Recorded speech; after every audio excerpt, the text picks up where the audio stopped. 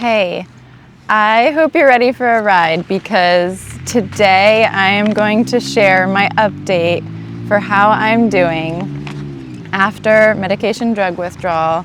So it is 2.5 years, coming up on 2.5 years since I first got off meds.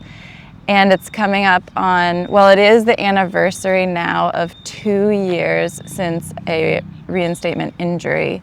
And so it's kind of like a big anniversary moment to like reflect on the journey and where I am now. And I wanted to share that with you all. So please stay tuned.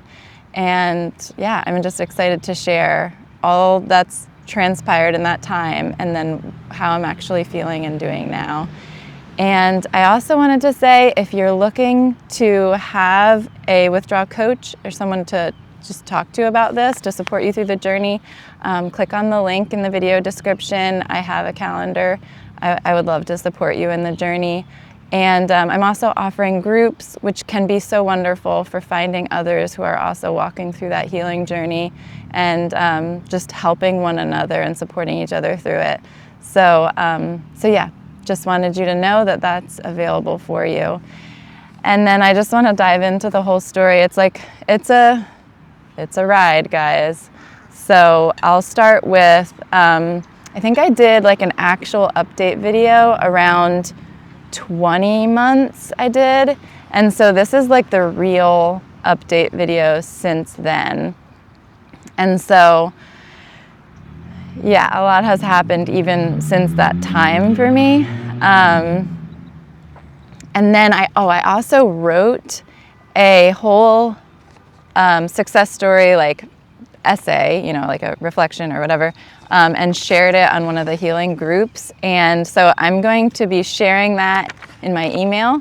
And so that's kind of like the 2-year mark healing, and this would be like the 2.5-year mark healing. So here we go. I'll start with the med history. So the medication history, I have some of it written here, just like remind me of stuff. So if I look down, that's why. I was on meds for 10 years, and I got on because of a postpartum depression. And I had, I had a pretty rough adjustment. I did have some tough symptoms through that depression. I was recommended to get on meds. My doctor got me on. And then after stabilizing and some time had gone by, I was ready to get off, and I had withdrawal symptoms. Didn't know it at the time, went to see my doctor letting him know what I was experiencing, and was told I had the return of my original illness and I probably needed meds for life. Okay, so a lot of you have heard that. You can like recognize those stock phrases that we've gotten from doctors when withdrawal is not recognized.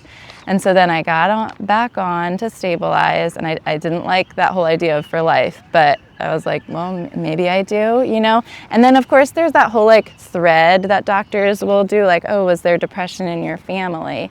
Then it's probably genetic. And so there was like, oh yeah, there have been people who've had depression in my family. This is probably genetic. So then but that's a whole nother topic. I think I even talk about that in another video, but like that is so not helpful, and that deterministic stuff is just not even, I don't subscribe to that belief system at all. So anyway, so I was then, back on meds, and then polydrugged for about 8 years. So total was 10 years, and I kind of like cycled through different meds, and then when I was like feeling low or doing pretty bad and having a checkup, and I would, bring that up, there would be the suggestion like, well, maybe you should try something different, things like that. Or maybe like a friend recommended, well, this one was better for me. What if you get on this one? So like I did a lot of rigmarole of like different meds crossing over.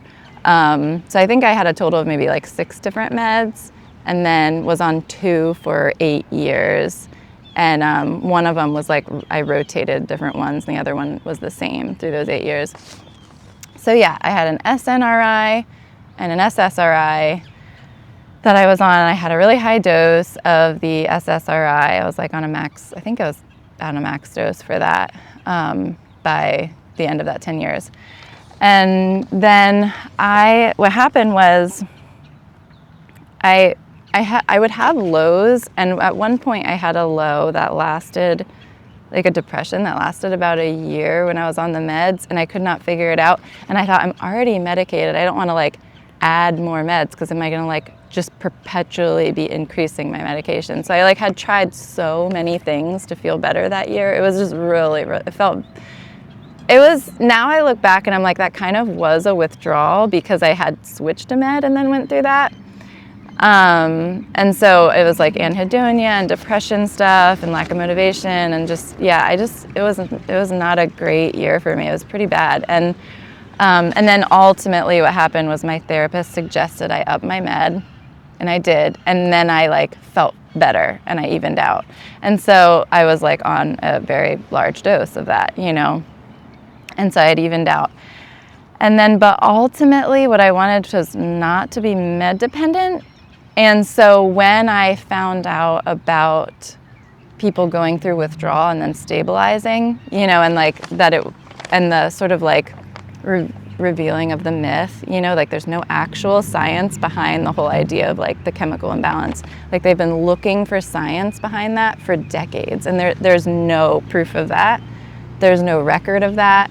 And what medication dependency looks like is actually like really similar to other kinds of dependencies. You just increasingly need more, and you're not healing something. You're just like leaning on a crutch. And so when I learned about like that myth and everything, I was like, this really resonates with me. I wanted to get off. And so I knew my doctor wouldn't support it, so I went off on my own, doing like the typical traditional, like 6 weeks or whatever it was, just terrible tapers. I even cold turkeyed one because of some bad information I read. So it was just a wreck. It was a wreck, guys. So if you think your taper's a wreck and you think you're screwed, please take hope in my story, because I had an atrocious taper. Like I did skipping days because of half-life, and it was really against all the actual recommendations of like what is now known in the withdrawal groups. There was not a hyperbolic taper. There was not consistency. So I found myself in a really, really rough place. I went like maybe 5 or so months in this place of like, I felt dark and dreary, but I was like, okay, that's to be expected, because I just went off an antidepressant. Like my body's having to figure this out. I'm going through the withdrawals, you know? And so I was like, these ducks are so cute. That's amazing. Don't mind the traffic. So that's kind of what, there was like a darkness that was like maybe like 5 months, but it seemed to be getting worse. It seemed to be like really escalating and even becoming physical. And that's where, and I was not familiar with this community, like with the healing community of getting off meds or withdrawals or any of it. And so I was definitely in the dark about what was going on for me.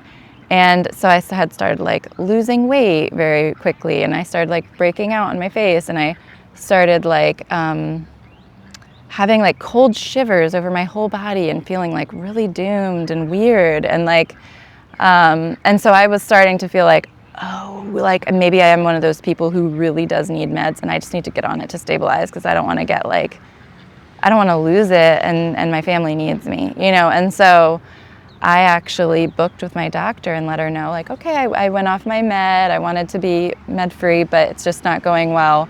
You know, what do you think? Maybe it means I need more meds, and I just don't know what to do. And she was like, absolutely, let's get you back on. And I kid you not, guys, she put me on 20 milligrams day of fluoxetine. And I was just like, okay, great, thank you. You know, I'm still ultimately trusting in doctors and that they know what they're doing with medication. And it was the most horrific, tormenting terror and agony of body, mind, and soul I have ever experienced to date. Like, I would not wish it on my worst enemy. I felt like I was sentenced. I felt, just completely, it was like hell. Like, that's my reference point, like, horrific. And I had no idea what was going on. And they say, like, oh, you might feel worse at first. Okay, if they don't know what they're talking about when they say worse at first, and how to distinguish worse at first from, like, an agonizing, like, injury, like, injury. I was being injured. And so anyway, I still did not know what was going on, and I was in my bed. Like, I could not function. And it was, like, miraculous, but I had a friend reach out to me, from, like, a friend from the past, that I wasn't, like, we didn't live in the same area, we didn't see each other much, but she had reached out to me that day, like, checking in on me, and it was just totally miraculous. But she had gone through med withdrawal and was, like, knew what was going on with me, and, like, got on the phone with me and explained all of this, like, withdrawal and stabilizing and how long it takes, and her whole story, and, like, what's going on with my body, all of it. And it was like a revelation. It was like a complete revelation. And so that is the day, 2 years ago now, when I'm posting this, it's 2 years ago, that I really had my true wake-up call. And from then on, never took one. I just never even used the rest of that prescription or anything.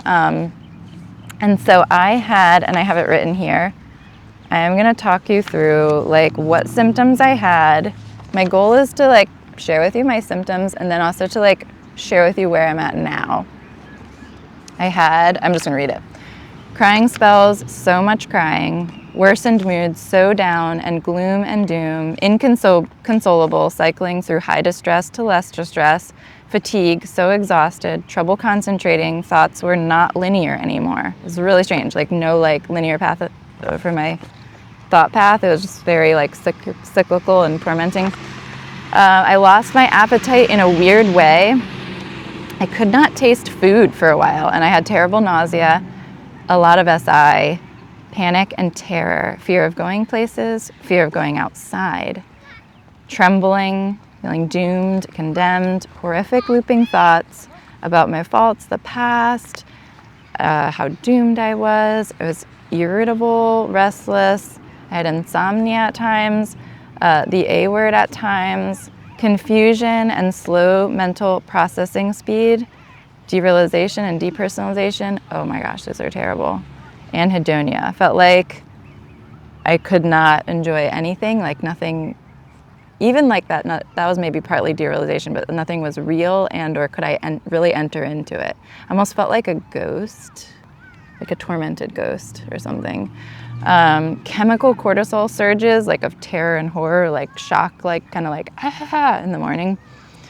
Flu-like aches, sweats, chills, so cold. Diarrhea, weight loss, hair loss. I had a lot of hair loss. There's hope, guys. Look at this hair. Feeling of bugs crawling on my skin, unsteady waterlogged feeling, flashbacks.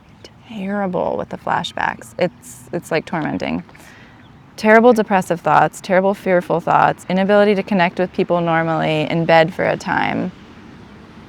So yeah, I could probably go on, but that's like what I could capture, but it went on like that, that was my day in and day out, with like very like tiny little brief windows, like where it'd be slightly less distress, or slightly less of a symptom or something, so it was horrible. Yeah, there's just not many words for how horrible it is. And I held on, so I'm trying to think, the things that helped me survive were really the stories of hope, that it doesn't last like that forever. and that people, like, there is another side, like that my brain could mend and experience life well again. And so I really clung to the stories, because your mind will tell you, like, you can't make it through this, and you'll remember all of the worst evidences about yourself, like, oh, I've been depressive before, I've had terrible depressive episodes even medicated, like I got depressed even before I was medicated, like I'm just broken, something's wrong with me, I can't live without these, and I couldn't take them anymore, because like the injury is just like, so am I hopeless, am I screwed? So like your mind will just recycle all and like revisit all of those things. My husband would call it my mind going to the garbage, of like all of these tormenting like agonies about how I can't heal, or it won't work out, or I can't recover, or something's particularly worse or wrong with me that I'll never get there. None of those things are true, because like your brain is made in an incredible way. It is built for resilience. And that's the stolen truth that's been stolen from us in all of this medicating, is that reality that our brains and our bodies are just so incredibly resilient and built for overcoming, built for conquering hard and tremendously challenging experiences and events. And so I encourage you with that. Like, whatever are the evidences rolling through your head of why you are not going to get through this, your body is built for resilience, and your body is working toward homeostasis. That is why you have the symptoms. Even the mental symptoms is your body working towards homeostasis. That is what it is headed for. That is what is wired for, and that's where it's headed. The meds have interrupted that for a long time, and it's not happening anymore. If you're going through the withdrawals, you're getting free, and your body is doing that healing work and getting to that place of healing. And so I'm trying to think the things that helped me, definitely the healing stories, just other people, like hours and hours and hours, sorry, my ding, hours and hours and hours of being loved through it, being reassured through it, like friends or safe people, people who've been through it, people from the groups, or friends who had that capacity. Not every friend is going to have the capacity to be supportive through something like this, but the people who love you and who have the capacity for it, just receive that love, receive that support. So loving people on the phone with me, talking me down off the edge, that like I could heal, I would be okay, like my life was not ruined, it just felt ruined. Things like that really helped me through. And God just sent me help in surprising ways in the darkest time of my life. And so that's like, just keep your eyes open for that, like surprising forms of help and of hope in your darkest time. Like God can meet you in that. And so, let's see if I think I wrote down anything else that helped. And also just like this channel in general is like the things that I have found have helped me and helped others in their healing journey. So feel free to check any of those out. Let's see, a short list here. I did have to avoid caffeine and sugar for a time. I had to learn how to practice good sleep habits, like getting off my phone before bed, accepting when sleep didn't happen, God's help in surprising ways, encouraging words specifically about hope from the Bible. So I could get like really weird about like anything. Like it had to be certain stuff, because I could get like, oh, I'm the worst, I'm so sinful, I'm so wrong, I'm so bad. Like you might need like specific encouragement, so like there were certain verses that were helpful for me. I prayed often on loop with my thoughts. I would just pray to God. So loving people reassuring me, my husband being a rock of support to me, choosing to love others enough to keep living through hell. That was like a big one for me. Like I was like this staying alive is my love to my family and to others, like that I'm choosing to stay alive through this. So that became like a motivation that I really leaned into that. Survivor stories, survivor videos, like Michael Preeby, Dan Landauer, Angie Peacock. I attended Angie Peacock's support groups. I had healing buddies. Oh my goodness, healing buddies are such a gift. I tried to learn how to focus on anything positive, so I did learn like brain rehabilitation stuff, and I would try to do that as much as I could, like focusing on the positive and trying to repeat gratitudes to myself. Hot showers. Sometimes I like found these tricks like embodiment stuff that would kind of help me to like shift my focus off the pain. Distraction, anything productive that I was able to do, which was like a super short list at first, or nothing, you know, you're like starting with nothing. But like the list of things you can do grows, you know, as you heal. Time was the hardest. Patience through suffering. It just felt like time was so slow and agonizing. So the total time was 2 years of the healing, and then but I did feel like significant improvements over the second year. So if you're listening to this and you're like, I cannot do this for 2 years, please know the intensity of the agony is not the same at the beginning of the 2 years as the end of the 2 years.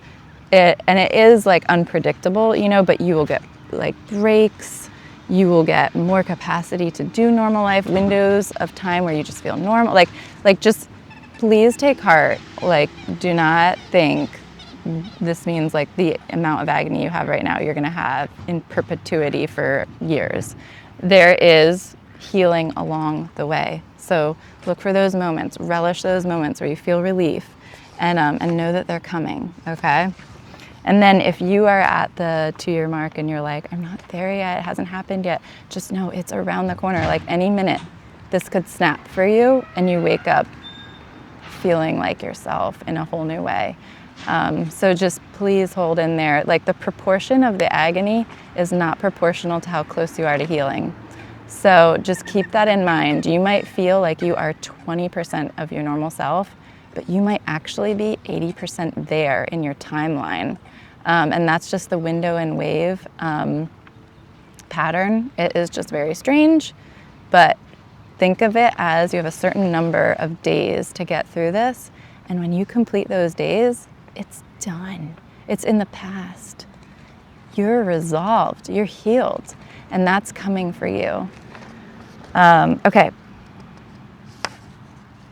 Where am I going next? Okay, I want to talk about life now. I think I'll walk a little bit. We'll walk by the Swans together. I actually live at this really, really beautiful lake. I can't believe it. I'm like, pinch me. I love this.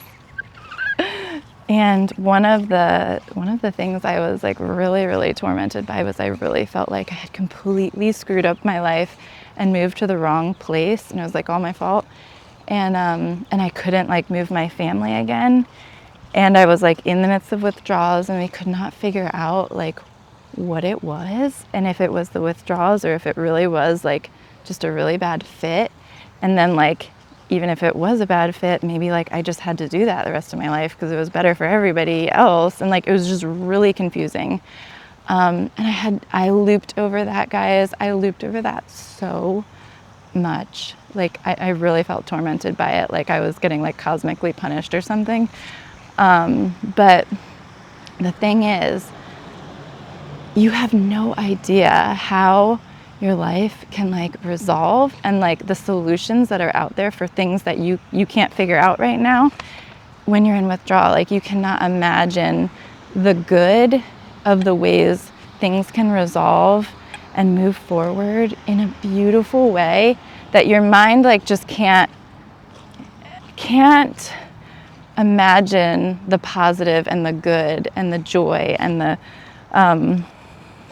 just all of that. You kind of can't have the capacity for that kind of like positive imagination when you're in withdrawal, or even a realistic imagination of like how things can improve. So just hang in there, like, because there are, I'm just gonna like set this here, sorry. There are ways that the problems that you feel are just like unresolvable can just like beautifully come together in time as you're healed. And that can just unfold naturally and organically in life. Right now is like a time where you're just suffering. You may be like really suffering, like hardly able to stay moment to moment, cope with moment to moment. And so life on the other side isn't like that. And you're gonna feel that difference and have joys and gifts and treasures and wonder and beauty and connectedness on the other side that right now you are feeling locked out of. So please hang in there and take heart. So I guess I kind of just like in that little ramble answered some of what I wanted to say, but I am, let me see how I'm doing for time. I might do a little like follow-up video, like a little tag onto this. Yeah, because I need to go. I'm actually seeing a client in a couple minutes. So guys, this has been so awesome. I will have a little follow-up to this, sharing more about how I'm actually feeling right now. So stay tuned and you'll hear about the healed Joanna and what she's up to these days. Okay, talk to you soon, guys. Bye.